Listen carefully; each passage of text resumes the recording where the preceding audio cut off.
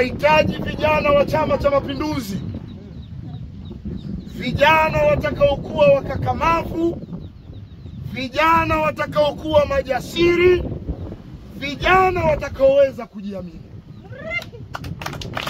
Tunahitaji vijana wa Chama cha Mapinduzi ambao watakuwa na jukumu moja la kukilinda Chama cha Mapinduzi na viongozi wa Chama cha Mapinduzi.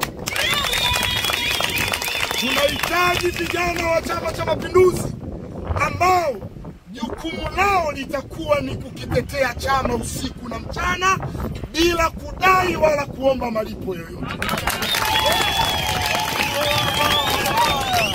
Tunahitaji vijana wa Chama cha Mapinduzi ambao watakuwa mfano wa Mwalimu Nyerere. Mwalimu Nyerere akiwa kijana mdogo mwenye umri wa miaka 32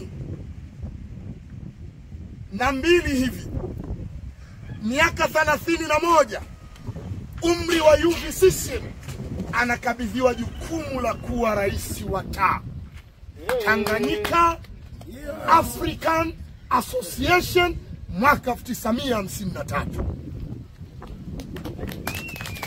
Nyerere kazaliwa mwaka 1922.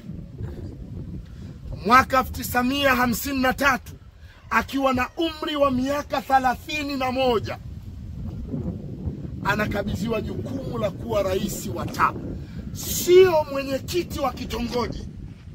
Nielewe vizuri vijana, sio mwenyekiti wa wilaya, sio mwenyekiti wa mtaa, sio mwenyekiti wa mkoa. Anapewa jukumu la kuwa rais wa